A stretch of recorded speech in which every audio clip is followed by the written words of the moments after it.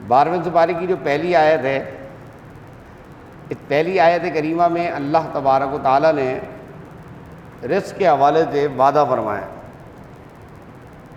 کہ روئے زمین پر کوئی جاندار ایسا نہیں ہے کہ جس کے رزق کا ذمہ اللہ نے اپنے ذمہ کرم پر نہ لے رکھا ہو۔ اچھا، ذمے سے مراد یہ نہیں کہ اللہ تعالیٰ پر واجب ہے، اللہ پر کوئی کام واجب نہیں ہے، یہ اللہ تبارک و تعالیٰ نے اپنے فضل سے فرمایا کہ تمہیں رزق کے حوالے سے پریشان ہونے کی ضرورت نہیں ہے۔ رزق کی ذمہ داری اللہ نے اپنے ہاتھ میں لے رکھی ہے، کسی انسان کے پاس نہیں ہے۔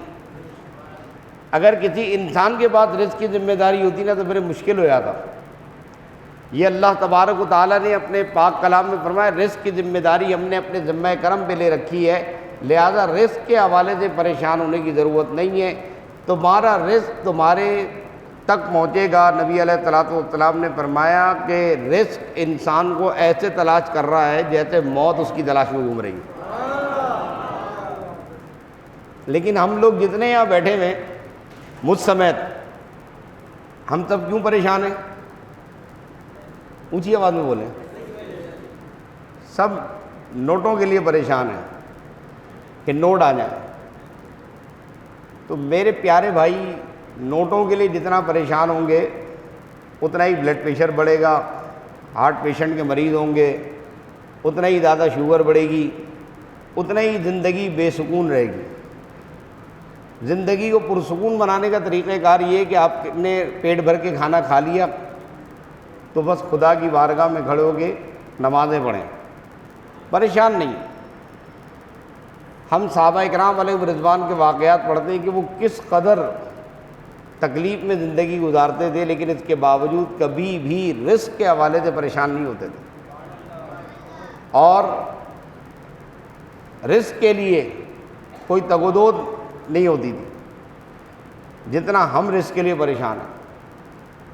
ہمارے زندگی کے اندر اگر بڑی گہری نظر سے مشاہدہ کیا جائے تو وہ ایک ہی پریشانی ہے، صبح سے لے کے شام تک، شام سے لے کے رات تک، رات سے لے کے صبح تک۔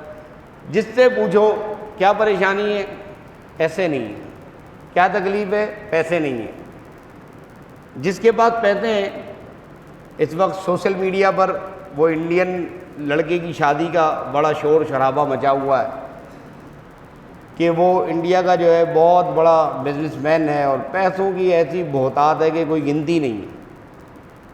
اندھا دھن اس نے پیسہ خرچ کیا، لیکن خوش وہ بھی نہیں ہے۔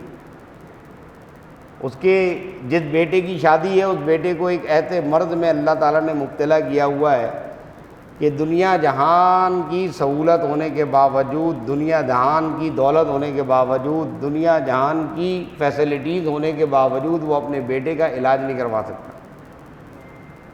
اگر ایک غریب آدمی ہے، وہ مزدور ہے، 70 سال کی عمر ہے اس کی، وہ روڈ کے اوپر اینٹ کے اوپر سر لگا کے سو رہا ہوتا، سارا دن مزدوری کر رہا ہوتا۔ قرآن نے ہمیں یہ بتا رہا ہے کہ اللہ تبارک و تعالیٰ وَيَعْلَمُ مُسْتَقَرَّهَا وَمُسْتَوْدَعَهَا، اس کے رزق کے حاصل ہونے کی جگہ بھی جانتا ہے، اس کے ٹھہرنے کی جگہ بھی جانتا ہے۔ میں اور آپ نہیں جانتے کہ ہمارا رزق مشرق میں پڑا ہوا ہے یا مغرب میں پڑا ہوا ہے، شمال میں پڑا ہوا ہے یا جنوب میں پڑا ہوا ہے۔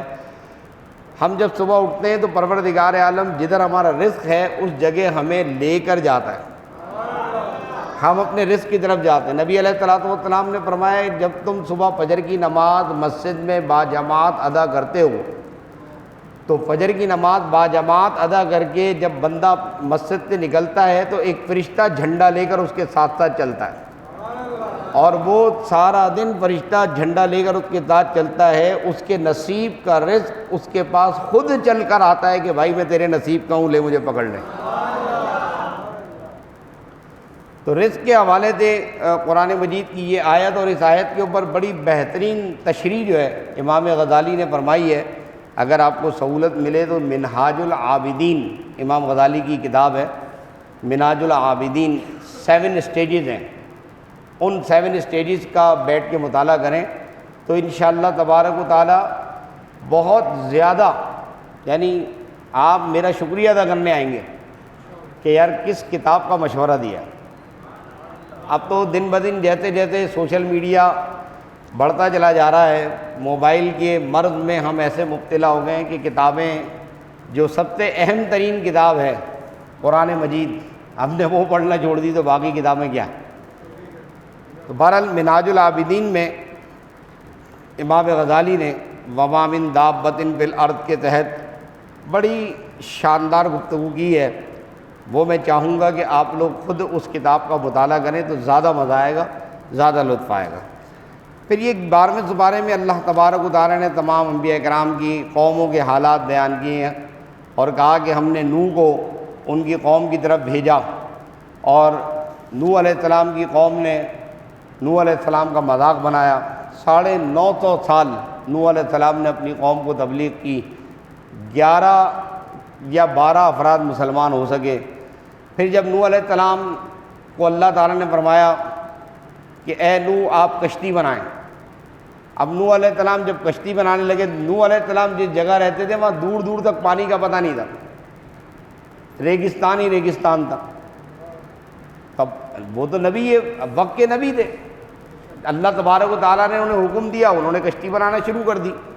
تب قرآن کیا بیان کر رہا ہے کہ وَكُلَّمَا مَرَّ عَلَيْهِ مَلَأٌ مِّن قَوْمِهِ، کہ جب قوم کے سردار نوح علیہ السلام کے پاس سے گزرتے تھے تو سخروا من، تو مذاق اڑاتے تھے، کہتے تھے لو بھائی اب یہ نبوت کا دعویٰ کرنے والے جو ہے کارپینٹر بھی بن گئے، کل تک یہ نبی تھے اب کارپینٹر ہو گئے، اب یہ کشتی بنائیں گے اور اس ریت کے اندر کشتی چلائیں گے وغیرہ وغیرہ۔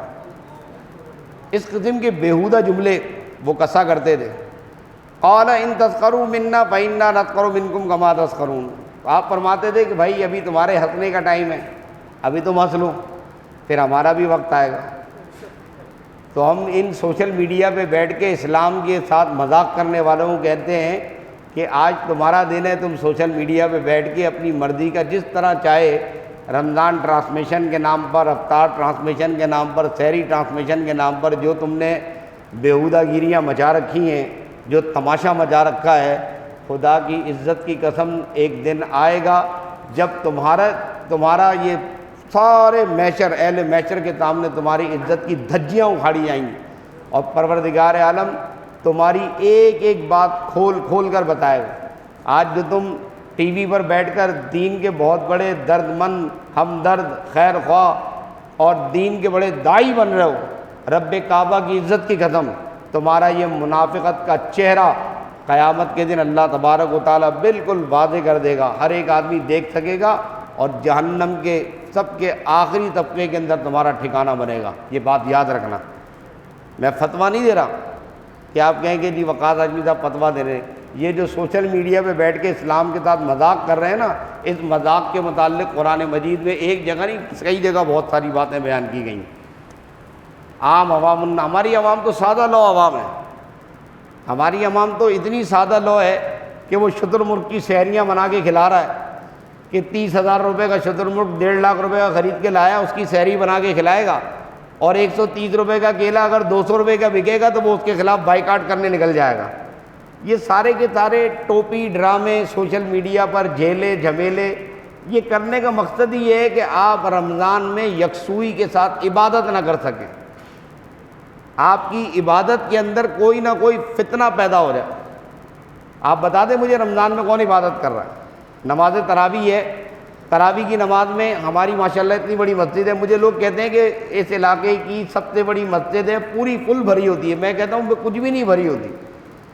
ہماری علاقے کی خالی یہ میمن نگر کی اگر عوام اس میمن مسجد کے اندر آ جائے نا پوری، تو یہ 3 کے 3 فلور بھر جائیں گے۔ یہ سامنے میٹرو ویل کی عوام اگر ساری اٹھ کے آ جائے، صرف سامنے والی پٹی اٹھ کے آ جائے نا، تو یہ 3 فلور کیا ہے تو 6 فلور بنانے پڑ جائیں گے۔ لوگ تراویح پڑھنے نہیں آ رہے، لوگ رمضان میں نہیں آ رہے، لوگ سینکڑوں کے حساب سے روزہ نہیں رکھ رہے، اور اب سے لے کر صبح فجر تک کراچی بھر کے سارے ہوٹل آباد ہوں گے، مجھ سمیت ہم سارے کے سارے ابھی ہوٹلوں میں جا کے بیٹھ جائیں گے، ساری رات ہوٹل پہ بیٹھے رہیں گے۔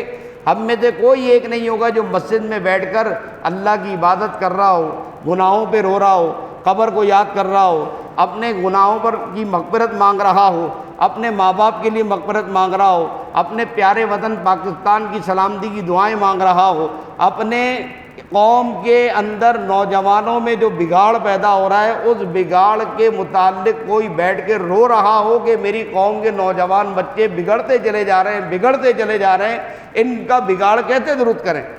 آج کا نوجوان، ہماری یوتھ تباہ و برباد ہوتی چلی جا رہی ہے، لیکن ظاہر ہے یہ بچے ہیں ہمارے، ان کو بھی نہیں پتہ کہ ہم کیا غلط کام کر رہے ہیں۔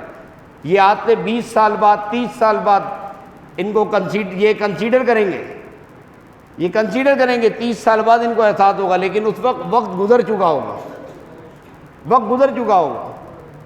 یہ ہماری ذمہ داری ہے کہ ہم اپنے بچوں کو ابھی سمجھائیں پیار سے، نرمی سے۔ تو قوم کے لوگ مذاق اڑاتے تھے، اور حضرت نوح علیہ السلام ان سے کہتے تھے ابھی تمہارا وقت ہے، پھر ہمارا وقت آئے گا۔ اور پھر وہی ہوا کہ جب اللہ تبارک و تعالیٰ کا حکم آ جاتا ہے نا، جب عذاب آتا ہے نا، تو ایسا نہیں ہے کہ صوفی باصفا کی جھونپڑی رہ جائے گی، سب سے پہلے صوفی باصفا کی جھونپڑی جاتی ہے۔ ہاں، جب عذاب آتا ہے تو عذاب میں سب لپیٹے جاتے ہیں۔ تو قرآن کہتا ہے کہ حتیٰ اذا جاء امرنا وفارت النور قل نحمل فیہا من کل زوجین اثنین، اور جب ہمارا حکم آ گیا تو پھر آسمانوں سے بھی پانی برس رہا ہے، زمین سے پانی ابل رہا ہے، اس قدر پانی کہ جناب ہر چیز پانی میں غرق ہو رہی ہے۔ ہم نے نوح سے کہا کہ بھائی یہ جو تم نے کشتی بنائی ہے نا، ہر جاندار کا ایک ایک جوڑا اس کشتی کے اندر ڈال دو، ہر جاندار کا ایک ایک جوڑا کشتی کے اندر ڈال دیا گیا۔ اور ہم نے کہا وقال ارکبوا فیہا بسم اللہ مجریہا، یہ قرآن کے واحد مقام ہے جہاں پر مجہول پڑھا جاتا ہے، مجریہا ومرساہا۔ کشتی کے اندر جب بھی بیٹھیں تو کشتی میں بیٹھ کے یہ دعا ضرور کیا کریں، بسم اللہ مجریہا ومرساہا ان ربی لغفور رحیم۔ پھر یہ ہوا کہ کشتی موجوں پر رواں چلتی چلی جا رہی ہے، اور موجیں ایسی تھیں کل جبال، بڑے اونچے اونچے پہاڑوں کی طرح موجیں اٹھ رہی ہیں، یہاں تک کہ نوح علیہ السلام نے اپنے بیٹے کو آواز دی کہ بیٹا آ جا، کشتی میں سوار ہو جا، یا بنی ارکب معنا، اے میرے پیارے بیٹے آ جا نا، سوار ہو جا کشتی میں۔ تو پھر بیٹا کیا کہتا ہے کہ مجھے کشتی میں سوار نہیں ہونا، وہ کہتا ہے کہ یہ اونچے اونچے پہاڑ جو ہے نا یہ مجھے بچا لیں گے۔ تو حضرت نوح علیہ السلام نے فرمایا بیٹے جب پروردگار کا حکم آ جائے نا یہ اونچے اونچے پہاڑ کچھ نہیں اہمیت رکھتے۔ ابھی حضرت نوح اپنے بیٹے کو سمجھا رہے ہیں، بات کر رہے ہیں، لیکن قرآن کہتا ہے وحال بینہما الموج فکان من المغرقین، ایک موج آئی نوح اور حضرت نوح علیہ السلام اور ان کے بیٹے کے درمیان، موج آ گئی، بچہ چلا گیا۔ حضرت نوح علیہ السلام نے کہا اے میرے پروردگار، تو نے مجھ سے وعدہ کیا تھا میرا بیٹا میرے اہل کے لیے بھلائی ہوگی۔ تو اللہ تبارک و تعالیٰ کیا فرماتا ہے یہ تمہارا بیٹا تھا ہی نہیں۔ تو معلوم کیا ہوا کہ بیٹا ایمان کے معاملے میں، ایمان اگر ہے تو بیٹا موجود ہے، نطفے سے بیٹا نہیں ہے، ایمان اگر ہے تو بیٹا ہے۔ تو فرمایا کہ یہ جو بیٹا ہے انہ لیس من اہلک، یہ تمہارے اہل میں سے نہیں تھا، تمہارے گھر والوں میں سے نہیں تھا، انہ عمل غیر صالح، کیونکہ اس کے عقائد ہی درست نہیں تھے، اس کا عمل درست نہیں تھا، اور تم وہ سوال مجھ سے مت کرو جس کا تمہیں پتہ نہیں ہے۔ خیر، حضرت نوح علیہ السلام کے اس واقعے سے ہمیں قرآن کریم یہ تربیت دے رہا ہے کہ یہ جو واقعہ بیان کیا گیا ہے یہ انباء الغیب، تلک من انباء الغیب، یہ غیب کی خبروں میں سے ایک خبر ہے۔ نوح علیہ السلام اور ان کی قوم کے بارے میں کسی کتاب میں آپ کو کچھ نہیں ملے گا ماں سوائے قرآن مجید کے، کہ قرآن مجید نے ان کا ذکر کیا۔ تو آج 2024 میں بیٹھ کے ہم نوح علیہ السلام اور ان کی تباہ شدہ قوم کے احوال سن رہے ہیں۔ تو ان احوال کے بیان کرنے کا مقصد یہ ہے کہ اے پیارے محمد صلی اللہ علیہ وسلم کے امتیوں، اپنے احوال کو درست کر لو۔ قوم عاد کی طرف ہود علیہ السلام کو بھیجا گیا، ان کے حالات بیان کیے گئے۔ حضرت ہود علیہ السلام بھی اپنی قوم کو جو ہے وہ کہہ رہے ہیں کہ اپنے پروردگار سے مغفرت مانگو اور غلط کام کرنا چھوڑ دو، لیکن ہود علیہ السلام کی قوم نے بھی غلط کام کرنا نہ چھوڑے، تو اللہ تبارک و تعالیٰ نے ان پر بھی عذاب نازل کیا۔ قوم سمود کی طرف صالح علیہ السلام کو بھیجا گیا، اور صالح علیہ السلام کی قوم نے کہا کہ آپ ہمیں کوئی معجزہ دکھائیں۔ کیا معجزہ دیکھو گے؟ کہہ لیں یہ پہاڑ میں تو اونٹنی نکالیں۔ کہہ لیں اونٹنی تو آ جائے گی لیکن اس کا ادب احترام تم نہیں کرو گے۔ بہرحال اونٹنی آ گئی، پہاڑ میں سے اونٹنی نکل کے آ گئی۔ اب جب اونٹنی آ گئی تو یہ اللہ تبارک و تعالیٰ کی قدرت سے پیدا ہوئی تھی، اس اونٹنی کا کوئی والد اور والدہ نہیں، یہ خدا کی قدرت سے پیدا ہوئی ہے، تو اس کے احکام الگ تھے۔ تو صالح علیہ السلام نے کہا کہ کیونکہ یہ خدا کی قدرت سے پیدا ہوئی ہے لہٰذا اس کے احکام الگ ہے۔ اس کے احکام میں یہ ہے کہ ایک دن یہ پانی پیے گی تو تم لوگوں نے پانی نہیں پینا، اور ایک دن یہ پانی نہیں پیے گی اس دن تم پانی پیو گے، ایک دن کا گیپ ہے۔ تو جب قوم کے چند 2 یا 3 شریر رہتے تھے جنہوں نے مل کر ایک دن کیا کیا کہ اونٹنی کے پیر کاٹ دیے، دم کاٹ دی، ناک کاٹ دی، اس کو قتل کر دیا۔ اب ظاہر سی بات ہے کہ جب آپ نے اللہ تبارک و تعالیٰ نے جو نعمت عظمیٰ آپ کو عطا کی ہے، نبی کا معجزہ ہے، اس کے ساتھ آپ نے گستاخانہ رویہ اختیار کیا تو پروردگار عالم نے اس قوم کے اوپر عذاب نازل کر دیا۔ یہ پاکستان بھی اللہ تبارک و تعالیٰ کی قدرت کے کرشموں میں سے ایک کرشمہ ہے۔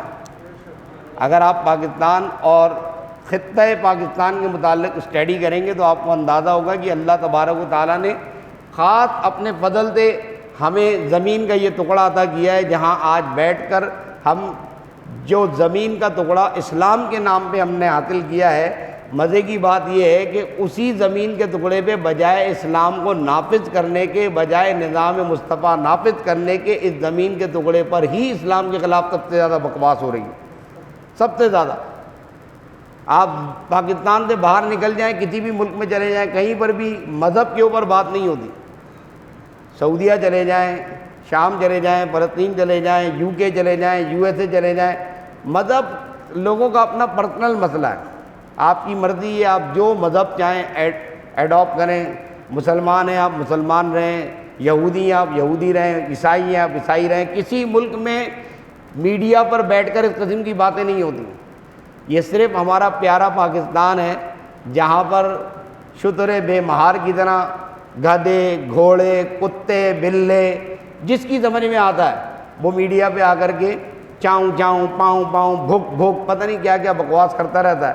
اور پھر جو قوم کا نوجوان ہے، 20 سال کا بچہ ہے، 19 سال کا بچہ ہے، 18 سال کا بچہ ہے، وہ تو امپریس ہوتا ہے نا کہ وہ ہو ٹی وی پہ بیٹھے ہوئے، یہ کوئی بہت بڑے حضرت ہوں گے، یہ کوئی بہت بڑے اسکالر ہوں گے، حالانکہ ان کو ان کی گلی کے اندر کیا، ان کے اپنے گھر کے اندر کوئی منہ نہیں لگاتا، یہ وہ ٹی وی پہ بیٹھ کر کے تقریریں کر رہے ہوتے ہیں۔ سمجھ آ رہی ہے؟ تو بہرحال آج بھی پاکستان میں جتنا بگاڑ ہے، اس بگاڑ کی ساری جو قصور ہے وہ ریاست کے ذمہ داروں کا ہے کہ ریاست نے اس قدر چھوٹ دی ہوئی ہے ہر ایک کو کہ اس چھوٹ دینے کا نقصان یہ ہے کہ ہر آدمی آ کر کے مذہب پر بات کر رہا ہے۔ کرکٹر ہے تو وہ بات کر رہا ہے، ڈانسر ہے وہ بات کر رہی ہے، سارا سال محفلوں میں ناچتی گاتی ہے، وہ رمضان کے دن دوپٹہ اوڑھ کے دین سکھانے بیٹھ جاتی ہے۔ جو سارا سال ڈرامے بازیاں کرتے ہیں، ڈراموں میں بڑے اسکالر بڑے فنکار ہوتے ہیں، وہ رمضان میں اسکالر بن کے آ جاتے ہیں۔ تو ہمیں چاہیے کہ ہم ان لوگوں سے دین نہ سیکھیں بلکہ دین اپنے مسجد کے امام سے سیکھیں جو سالہ سال سے آپ کی مسجد کو آباد کیے ہوئے ہیں۔ آج بھی پورے پاکستان میں تراویحیں ہو رہی ہیں تو کوئی ایکٹر تراویح نہیں پڑھا رہا، کوئی کرکٹر تراویح نہیں پڑھا رہا، کوئی نام نہاد اسکالر تراویح نہیں پڑھا رہا، یہ آپ کے مسجد کے ائمہ مساجد، علماء، حافظ قرآن ہیں جو تراویحیں پڑھا رہے ہیں۔ آپ ایک 2 کوڑی کے ایکٹر کو تو آپ لاکھوں روپے دے رہے ہوتے ہیں، لاکھوں اس کو لائک دے رہے ہوتے ہیں، لاکھوں اس کی جناب باتیں کر رہے ہوتے ہیں۔ آپ سوچیں اس حافظ قرآن کے بارے میں کہ جو مصلی پہ کھڑے ہو کے آپ کو قرآن سنا رہا ہے اور پورا مہینہ پابندی کے تحت روزانہ سوا سبارہ سنا رہا ہے، اس کے بارے میں کبھی آپ غور کریں گے تو آپ کو اندازہ ہوگا۔ الغرض اللہ تبارک و تعالیٰ نے ان اقوام کے احوال بیان کیے، اور پاکستان بھی اللہ تبارک و تعالیٰ کی قدرت کا ایک بہترین کرشمہ ہے، نمونہ ہے، فضل ہے۔ ہمارا عقیدہ ہے کہ پاکستان کیونکہ اللہ نے دیا ہے اسے کوئی تباہ نہیں کر سکتا۔ آج 77 سال سے لوگ اس کو نوچ کے کھا رہے ہیں، کھانے والے تباہ و برباد ہو رہے ہیں۔ شکلیں سور جیسی بن گئی ہیں، لیکن الحمدللہ پاکستان آج بھی قائم و دائم ہے۔ پھر اس کے بعد حضرت لوط علیہ السلام کا واقعہ بیان کیا کہ قوم لوط ایک ایسے گندے فعل میں مبتلا ہو گئی کہ مرد مردوں کے ساتھ ملاقات کر رہے ہیں، ہومو سیکچولیٹی۔ اب حضرت لوط علیہ السلام کے بعد فرشتے جو ہے خوبصورت لڑکوں کی شکل میں آئے، تو اب ان فرشتوں کو جب خوبصورت لڑکوں کی شکل میں دیکھا گیا تو قوم کے لوگ دوڑے دوڑے آئے۔ تو قرآن کریم کہتا ہے کہ وَجَاءَهُ قَوْمُهُ يُهْرَعُونَ إِلَيْهِ، اوہو ساری کی ساری قوم بھاگی دوڑی چلی آئی کہ یہ خوبصورت لڑکے جو ہیں کہاں سے آئیں۔ تو قوم کے ان بیہودہ سوچ کے لوگوں کو اللہ تبارک و تعالیٰ نے کیا فرمایا، حضرت لوط علیہ السلام نے کہا یا قومی ہؤلاء بناتی ہن اطہر لکم فاتقوا اللہ ولا تخزون فی ضیفی، اے میری قوم کے بے غیرت لوگوں تمہیں شرم نہیں آ رہی؟ اللہ تبارک و تعالیٰ نے قضائے شہوت کے لیے طریقہ کار مقرر کیا ہوا ہے۔ یہ قوم کی بیٹیاں ہیں، ان سے نکاح کرو نا، یہ میری بیٹیاں ہیں، ان بیٹیوں سے ظاہر نبی ہیں تو قوم کی ساری بیٹیاں ان کی بیٹیاں ہیں، تو فرماتے ہیں عورتوں سے نکاح کرو نا، تم عورتوں کو چھوڑ کر اَإِنَّكُمْ لَتَأْتُونَ الرِّجَالَ شَهْوَةً، کہ روئے زمین پر تم سے بڑا بے غیرت کوئی نہیں ہے کہ تم عورتوں کو چھوڑ کر مردوں کے پیچھے آ رہے ہو اور مردوں کے ساتھ اپنی خواہشات پوری کرتے ہو۔ أَلَيْسَ مِنكُمْ رَجُلٌ رَشِيدٌ، تم میں کوئی بھی سمجھدار نہیں ہے، تھوڑی سی بھی عقل نہیں ہے۔ قرآن مجید فرقان حمید نے، اب آپ دیکھیں کہ آپ باوضو ہو کر مصلی رسول پہ کھڑے ہو کے نماز پڑھ رہے ہیں، اب ظاہر ہے آپ کو عربی نہیں آ رہی ہے، جن کو آتی ہے ان کو مزہ آتا ہوگا کہ قرآن ہے یہ اللہ کا کلام ہے، کہ اللہ تبارک و تعالیٰ اپنے پاک کلام میں کس طریقے سے معاشرے کے اندر پیدا ہونے والی گندگی اور فساد کو کلیئرلی واضح طور پہ بتا رہا ہے۔ ہمارے جو ٹی وی پہ بیٹھے ہوئے بہت سارے نمونے اور مفتی چمن جو ہیں اتنے سارے، ان مفتیوں نے کبھی اس موضوع پہ بات کی ہے؟ کبھی نہیں کریں گے۔ وہ کہیں گے چینل کی پالیسی نہیں ہے، نہیں جی یہ باتیں مناسب نہیں ہے باتیں کرنا۔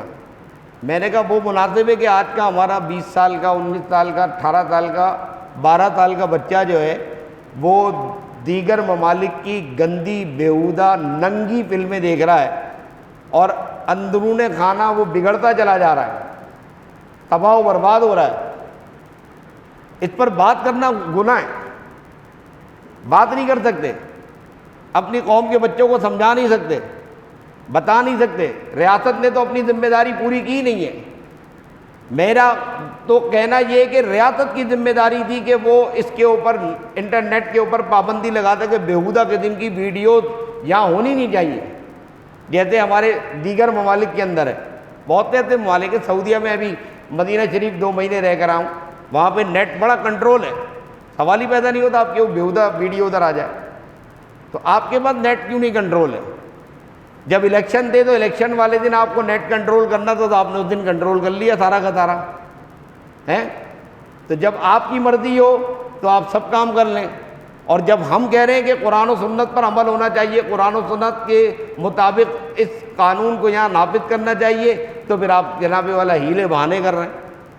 تو یہ جو بیہودگی ہمارے معاشرے میں پھیل رہی ہے، اس بیہودگی کے متعلق قرآن مجید فرقان حمید نے باقاعدہ سوال کیا، الیس منکم رجل رشید، تمہارے درمیان کوئی بھی عقل مند آدمی نہیں ہے، وائز مین نہیں ہے، سمجھدار آدمی نہیں ہے، کیا بیہودہ حرکت کر رہے ہو تم؟ تو آپ کو معلوم ہے کہ قوم نے نبی کو کیا جواب دیا؟ یہ دیکھیں، قالو، قوم کیا کہہ رہی ہے؟ قوم نبی سے کیا کہہ رہی ہے؟ کہتی ہے لقد علمت ما لنا فی بناتک من حق وانک لتعلم ما نرید۔